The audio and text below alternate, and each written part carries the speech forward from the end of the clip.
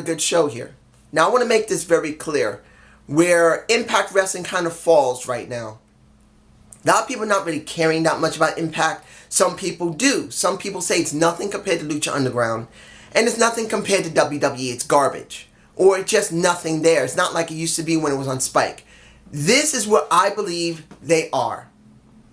You got Lucha Underground, which I haven't really seen. Like I've said, it's too theatrical. There's a certain point where you go way too much into a movie style than a wrestling style. And I felt like the first times that I watched it, it was more movie style. And there's nothing wrong with that. But for me personally, being more of an old school kind of guy, it's kind of hard to wrap my head around that, because it makes me think I'm looking at a TV series, which in a sense it is. It's got seasons. But it kind of puts me off a little bit. Then you got the WWE, who is just basically eccentric and only cares about the ring, cares about the arena, and almost never goes outside the venue itself. Impact falls in between them both. It does stuff in the ring. It mostly, very little bit, but mostly. It does a lot in the back to a certain extent, and they've now extended much more outside the arena than they did before under the 4 different regimes, from Destination America, Anthem the first year, Anthem the second year, and I believe this is going to be the 2nd to the 3rd year of Anthem with the new management running it. So they've changed it up, and I find it refreshing. For me personally, I like a balance. Nothing too much on one side or another. So when it comes down to it, you want to know where Impact falls? It falls in between Lucha Underground and WWE. More towards Lucha Underground to a certain extent. It doesn't 100% focus on all wrestling in the ring, but it does fall well enough that you can like it. Now, if you didn't trust what I'm saying, fine, whatever. You have your points, and I understand. You'll tell me in the comments if I'm wrong about how the WWE is way superior, or Lucha Underground, or New Japan Pro Wrestling. I want to hear your opinions, but I'm just telling you my point of view. Now, let's go to the minor stuff first. The Dempsey Hit Squad finally had their debut. And Maga, I believe, I'm mispronouncing the guy's name. I am bad with names when they first come out. The guy's is in my shoulder right here. I will learn his name like I'll learn the other guy's name, and I remember Raju. Now, I'm not having a problem with the Dempsey Hit Squad. They may actually get over way more than Jinder Mahal's gotten over. And I know a lot of people couldn't stand Jinder Mahal because he has been written like shit. Let's be honest here. The guy is a good worker. You got to remember, and I'm sure a lot of people say, oh, bullshit. Look, I'm seeing it for what it is. I'm a reviewer. I try not to have 100% biased all the time. Yeah, I have my Naomi. I have my Tamina. And I have my Mickie James. But I do my best to be as non-biased as possible. And Jinder Mahal is a competent wrestler who is a jobber, who was given the worst gimmick you can think of. Now, hopefully the Dempsey Hit Squad and Gamma, there you go, that's the guy's name, Gamma. And the other guys, if they're written properly, even if they're shit, they can be written for well enough that their average work or below average work can be hidden. Remember what Paul Heyman always said. Accentuate the positive, hide the negative. You can make the worst wrestler in history look like gold. Remember Bob Backlund. If anyone's ever heard of him, the guy held the belt for 4 years in the WWE when it was the WWF. And no one thought he can do anything. Pat Patterson said the guy has no personality. He's like a blank slate. Like I am Randy Orton, like this. That guy got over with the crowd because he was booked and presented properly. So that's what I hope for the Dempsey Hit Squad. They won over Zini. Now, I'm feeling kind of sad for Zini. I do like them. But they got to be against somebody, since the tag title scene sucks. There's no tag title scene almost. Nothing is there. So I'm not surprised they had to go over quickly. There's only been LAX and Z&E. That's it. Everyone else is gone. So you gotta let the Dempsey Hit Squad get somewhere. If you get like 2 more tag teams, you can have something. But this is what we got. Now, I talk about LAX. Let's get this done. LAX had this segment in the back, and I have to say that it was a good segment. K-Dog, Conan did a good job. The thing that makes me happy, is seeing that Santana and Ortiz are talking more in the back. Still want them to do it in the ring, but because they are allowed to talk more, because they kept their mouths shut 90% of the time, and the ones who spoke was Homicide and pretty much Conan. Now, in this situation, with hopefully better writing, you're getting to see Ortiz show more emotion. You're getting to see Santana show more emotion. They don't know what the fuck to think. Sorry for the cursing so much. They don't know what to think about what's going on with K-Dog and King. And like I said, there's a good possibility that these two guys and Santana Ortiz are going to have to make a decision who they're going to go with. Are they going to go with the New Jack, or are they going to go with Old School and Conan? That's the way it's going to go down. And I'm actually very happy to see it in this respect, because this is not about Conan anymore. This is about trying to get Kingston over, Ortiz over, and Santana over. The person I hope they show more of is Diamante, because she barely got any time, particularly after she got hurt. So I'm hoping they'll show her more than probably Explosion. I haven't checked Explosion in the last couple of weeks. I'm going to go and see if I can see it.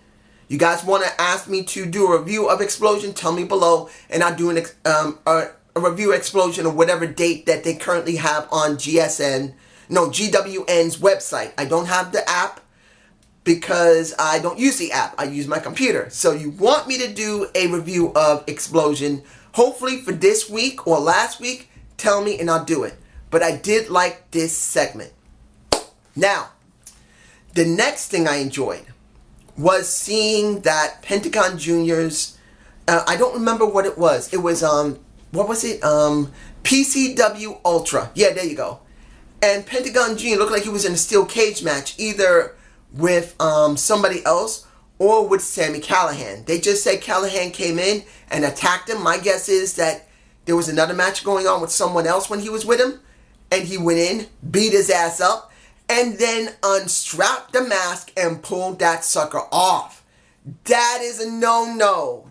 It is not something they do often in Tijuana, Mexico, if I understand correctly. They don't usually like to see Mexican wrestlers have the mask removed. Now, in European or Canadian or American wrestling, it's not something to do often, but when they do it, they try to make it very important, because Lucha Libre is still very important with that mask. So now, at Slammiversary, hair versus mask. Sami Callihan agreed, saying, "You see my hair? You see my hair? It's been around the world with me. I have sweat, blood, and tears on this hair. I don't care about it as long as I know that if I lose it, there's a good chance you will lose your mask. You will walk down Tijuana You will walk down any street in Mexico and you will be insulted, ashamed. You got to hold your face down and cover it up." That was a good segment from Sami Callihan. And when it came to Pentagon Jr., they did the right thing. I wish the WWE would understand this. They're doing recordings most of the time. They don't always do it live. They do recordings of these guys. Why not give the wrestlers who speak Spanish freaking subtitles? Or the Japanese wrestlers or Chinese wrestlers, whatever language they speak. I don't care if they even speak Portuguese. Put freaking subtitles to give them a chance to speak in their own language, and we can understand it. Sometimes it's good to see them speak their own language. I don't speak Spanish even though I'm part Spanish. But for a Spanish wrestler, it's good to see them speak their own language with subtitles, so the people who don't speak Spanish, like myself, can not only understand them, but can get the feeling of it. Because as you make them do it in English, sometimes it can get lost in translation. Like in Japanese, there's certain words in Japanese that don't exist. Sarcasm doesn't exist in Japanese. So sometimes you need to let them do it in their own language, with their own attitude. Give them subtitles that is closely related to the language, and there you go. I just wish they understand that, and Impact gets it. I don't know if Lucha Underground does. I gotta try and get around this problem of it being too movie-like. Because I should be watching it and doing reviews of it, but I'm just so stubborn with such little time to work with. I'm currently still doing my MMD animation. That's the name of the software, MMD. And I've been working on it for the last 6 months, learning. I might actually be almost ready to release something on another channel. Like I said, I will leave a link when I'm ready. But I want to see that. Now let's move on.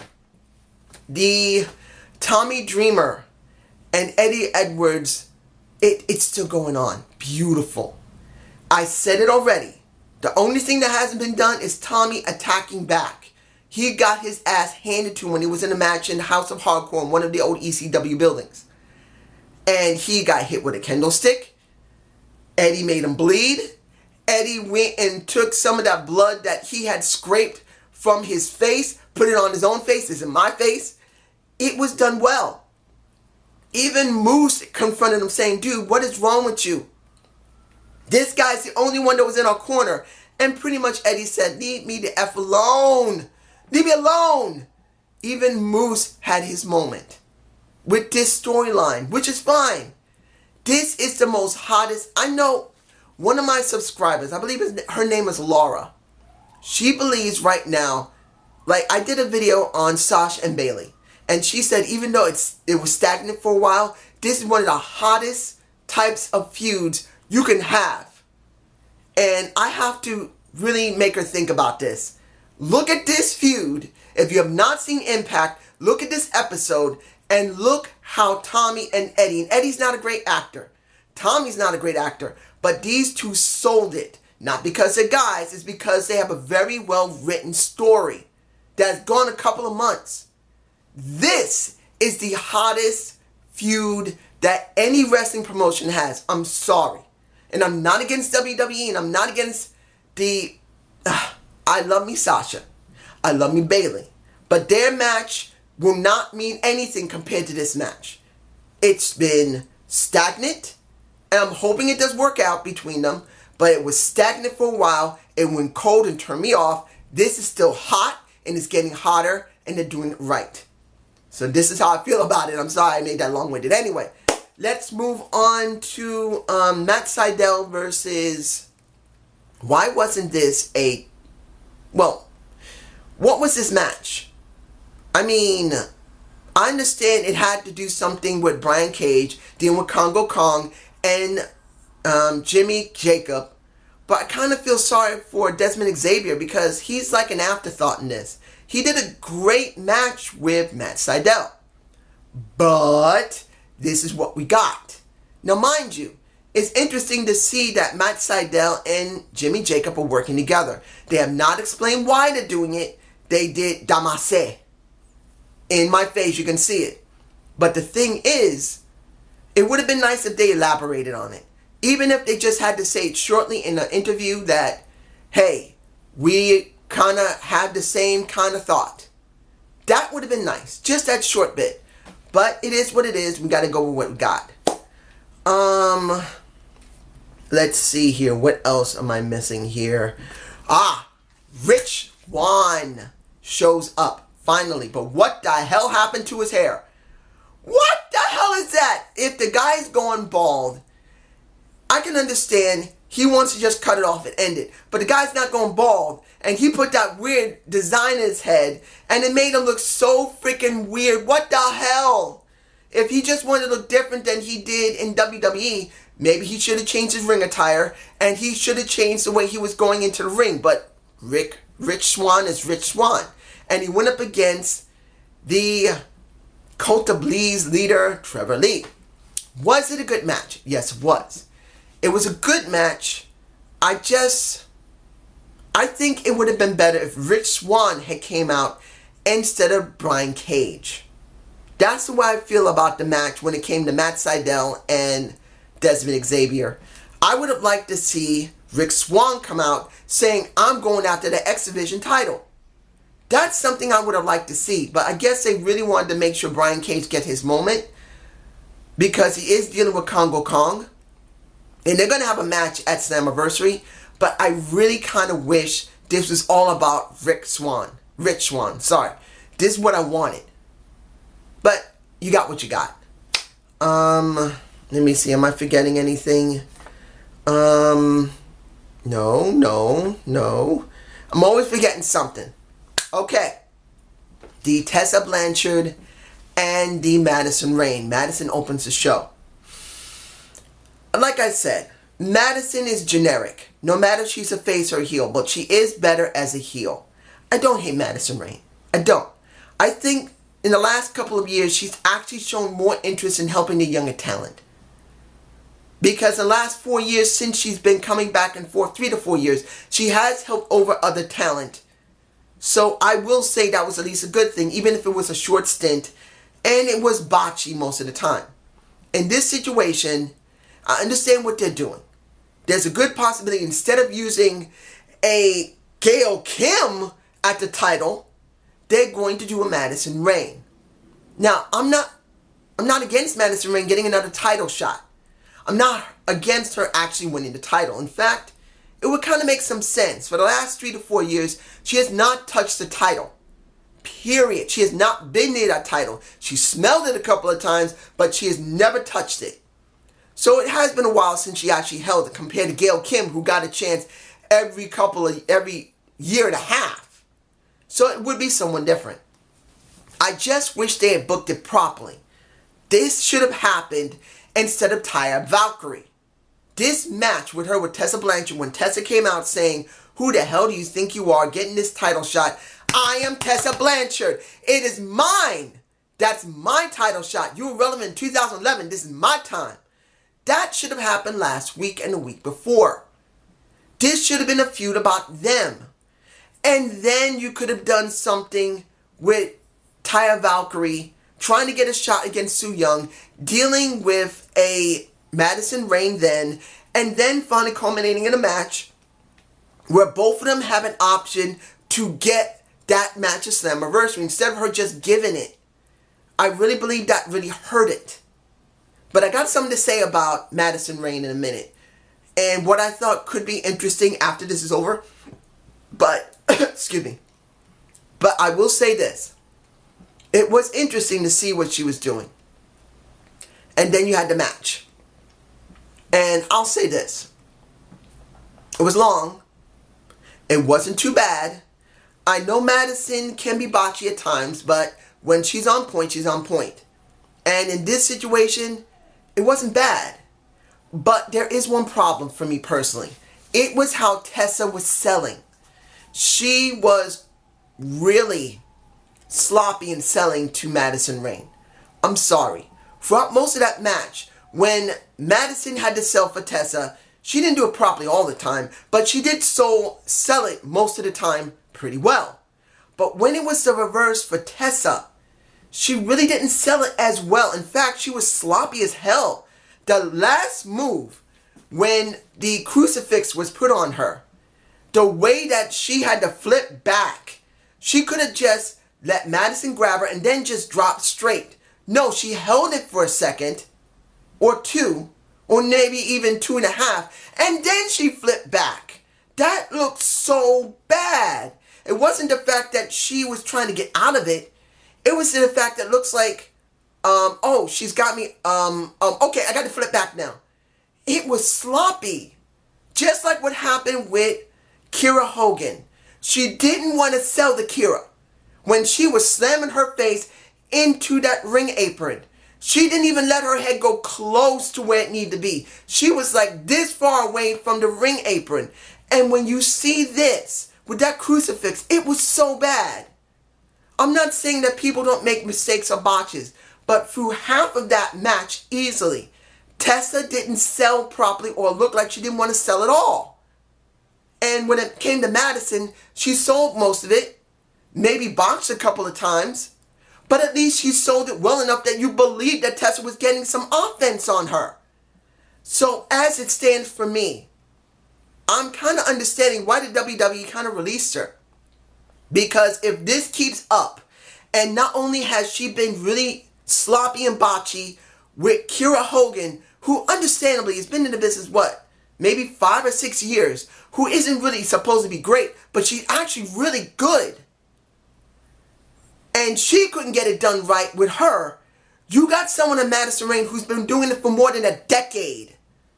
And she looks so sloppy in her last match with her. She didn't do well in that last match with her. And here, she couldn't even pull off a simple crucifix properly. She tried to make it look so dramatic, and she made it look so badly out of balance.